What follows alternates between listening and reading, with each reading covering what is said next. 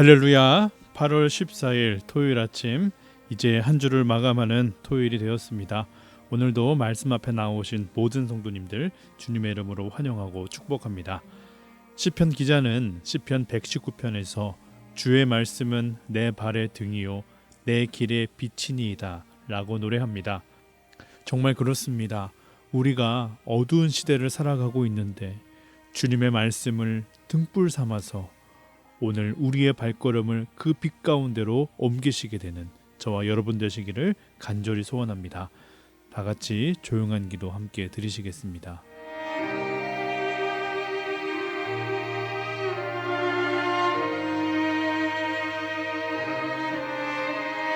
아멘. 오늘 우리에게 주시는 하나님의 말씀은 사사기 6장 1절에서 10절의 말씀입니다. 이스라엘 자손이 또 여호와의 목전에 악을 행하였으므로 여호와께서 7년 동안 그들을 미디안의 손에 넘겨주시니 미디안의 손이 이스라엘을 이긴지라. 이스라엘 자손이 미디안으로 말미암아 산에서 웅덩이와 굴과 산성을 자기들을 위하여 만들었으며 이스라엘이 파종한 때면 미디안과 아말렉과 동방 사람들이 치러 올라와서 진을 치고 가사에 이르도록 토지소산을 멸하여 이스라엘 가운데에 먹을 것을 남겨두지 아니하며 양이나 소나 나귀도 남기지 아니하니 이는 그들이 그들의 짐승과 장막을 가지고 올라와 메뚜기 떼같이 많이 들어오니 그 사람과 낙타가 무수함이라. 그들이 그 땅에 들어와 멸하려 하니 이스라엘이 미디안으로 말미암아 궁핍함이 심한지라. 이에 이스라엘 자손이 여호와께 부르짖었더라. 이스라엘 자손이 미디안으로 말미암아 여호와께 부르짖었으므로 여호와께서 이스라엘 자손에게 한 선지자를 보내시니 그가 그들에게 이르되 여호와께서 이같이 말씀하시기를 이스라엘의 하나님 내가 너희를 애굽에서 인도하여 내며 너희를 그 종되었던 집에서 나오게 하여 애굽 사람의 손과 너희를 학대하는 모든 자의 손에서 너희를 건져내고 그들을 너희 앞에서 쫓아내고 그 땅을 너희에게 주었으며 내가 또 너희에게 이르기를 나는 너희의 하나님 여호와이니 너희가 거주하는 아모리 사람의 땅에 신들을 두려워하지 말라 하였으나 너희가 내 목소리를 듣지 아니하였느니라 하셨다 하니라. 아멘. 이 말씀은 살아계신 하나님의 말씀입니다. 사사 드보라 이후에 하나님 앞에서 다시 죄를 짓고 악을 행하게 된 이스라엘 백성들은 하나님께 또 다른 징계를 받게 됩니다. 이번에는 미디안 족속을 통해서 7년 동안 이스라엘을 압제하게 하십니다. 미디안은 이스라엘을 황폐하게 만들었고 이스라엘 백성은 미디안을 피해 산으로 도망가야 했습니다. 그리고 그곳에서 웅덩이와 굴과 산성을 만들고 살아야 하는 신세가 되었습니다. 3절과 4절은 미디안이 이스라엘을 어떻게 압제했는지를 묘사합니다. 이스라엘이 파종하는 때가 되면 미디안 사람들이 이스라엘로 넘어옵니다.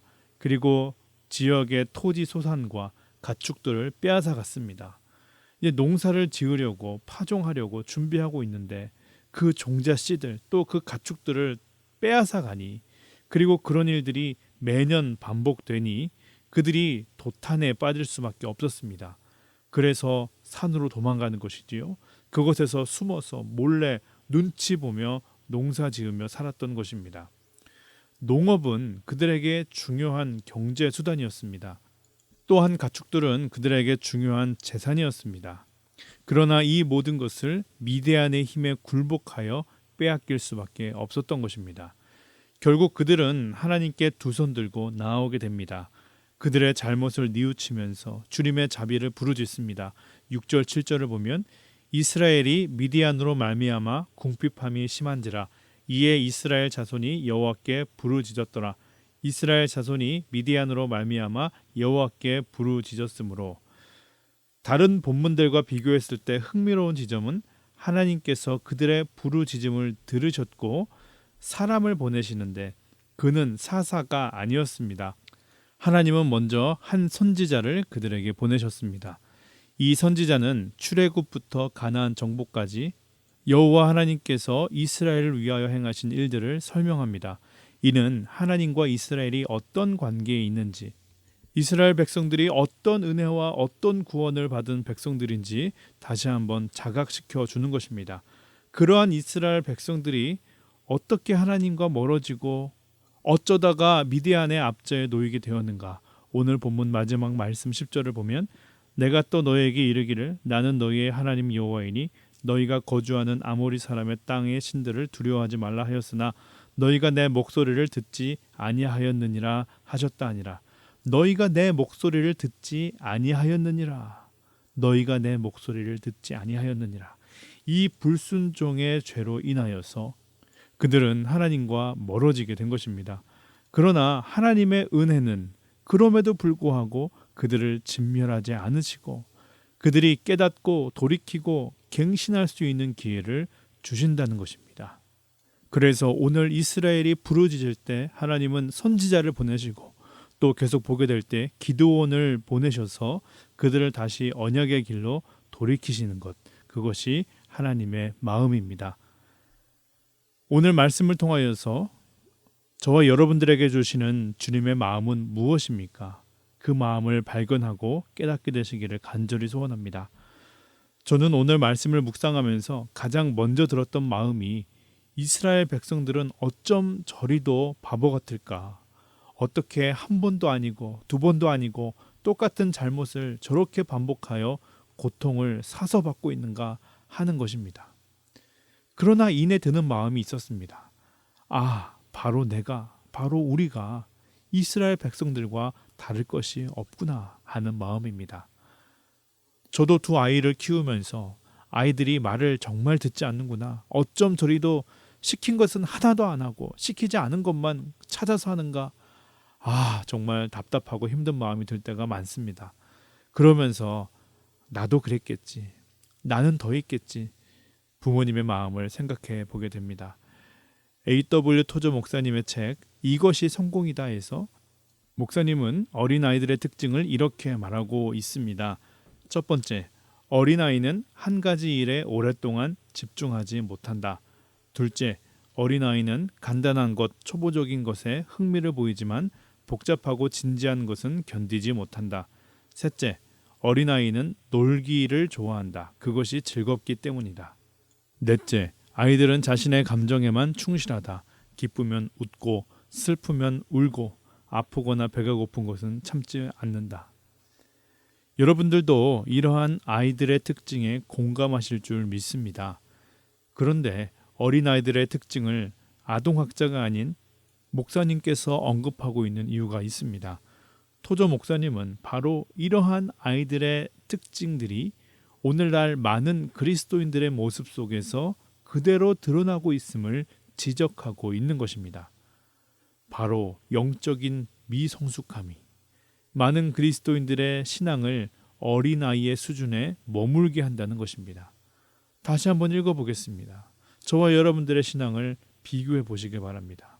첫째, 어린아이는 한 가지 일에 오랫동안 집중하지 못한다. 둘째, 어린아이는 간단한 것, 초보적인 것에 흥미를 보이지만 복잡하고 진지한 것은 견디지 못한다. 셋째, 어린아이들은 놀기를 좋아한다. 그것이 즐겁기 때문이다. 넷째, 아이들은 자신의 감정에만 충실하다. 그러므로 우리는 우리의 영성을 더 깊은 곳으로, 더 성숙할 수 있도록, 더 높은 차원에 이르게 할 수 있도록 부단히 애써야 합니다.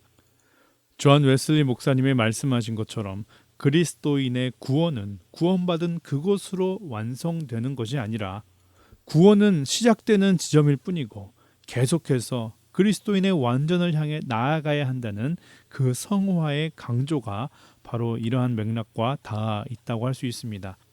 바라기는 여러분들도 이 성화를 향해 끊임없이 여러분들의 영성을 갱신해 나아가게 되시기를 소원합니다. 오늘 말씀을 묵상하면서 또 다른 측면을 생각해 보게 됩니다. 물론 이스라엘 백성들의 신앙은 미성숙했고 그들의 정체성은 확고하지 못했습니다. 그래서 그들은 하나님의 징계를 받게 된 것이죠. 가장 좋은 상황은 애초부터 이렇게 되지 않도록 늘 하나님과 좋은 관계를 유지하고 성숙한 영성을 갖는 것입니다. 그러나 그들은 실패했습니다. 여기에 성경이 말하고 있는 은혜가 있지 않습니까? 하나님과의 약속을 어겼다고 해서 게임 오버, 모든 것이 진멸당하고 끝나는 것이 아니라는 것입니다. 우리를 사랑하시되 끝까지 사랑하시는 하나님은 죄인들이 진심으로 뉘우치며 돌아올 때 우리에게 또 다른 기회를 주십니다. 우리의 옳은 소견대로 나아갔던 그 길에서 돌이켜 하나님께로 나아오기를 주님은 기다리고 계신다라는 것입니다. 오늘 본문에서도 하나님은 이스라엘 백성들이 하나님의 목전에서 악을 행할 때 미디안이라는 도구를 통해 그들을 징벌하십니다.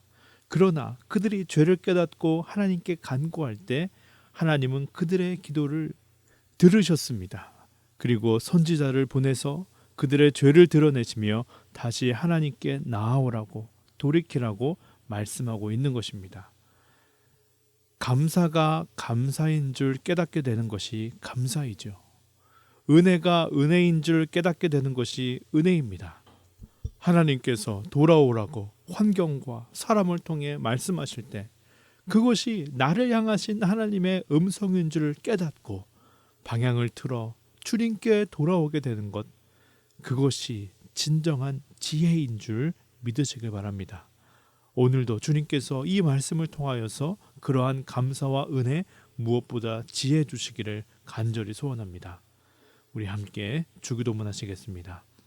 하늘에 계신 우리 아버지여, 이름이 거룩히 여김을 받으시오며 나라의 임하옵시며 뜻이 하늘에서 이루어진 것 같이 땅에서도 이루어지이다. 오늘날 우리에게 일용할 양식을 주옵시고 우리가 우리에게 죄 지은 자를 사하여 준 것 같이 우리의 죄를 사하여 주옵시고 우리를 시험에 들게 하지 마옵시며 다만 악에서 구하옵소서. 대개 나라와 권세와 영광이 아버지께 영원히 있사옵나이다. 아멘. 오늘 이렇게 기도하며 하루를 시작하기를 원합니다. 주님, 오늘 우리의 실패가, 오늘 우리의 절망이 어쩌면 주님께서 우리에게 돌이키라고 순복하라고 말씀하시는 음성이 아닌지 돌아보기를 원합니다. 우리와 교제하기 원하시고 우리와 연합하기 원하시는 주님, 오늘도 주님을 향해 나아가기를 원할 때 십자가의 길, 생명과 진리의 길을 향해 우리를 인도하여 주시옵소서. 우리 한 가지 더 기도할 때 대한민국을 올려드리며 중보하기 원합니다.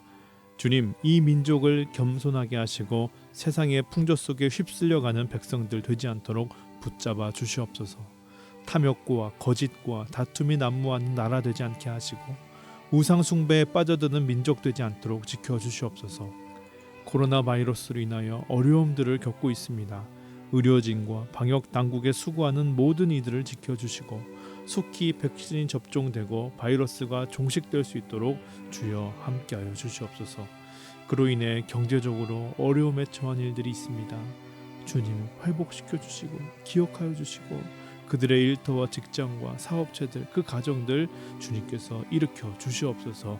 우리 그러한 기도의 제목으로 오늘 주님 앞에 올려드리기를 원합니다.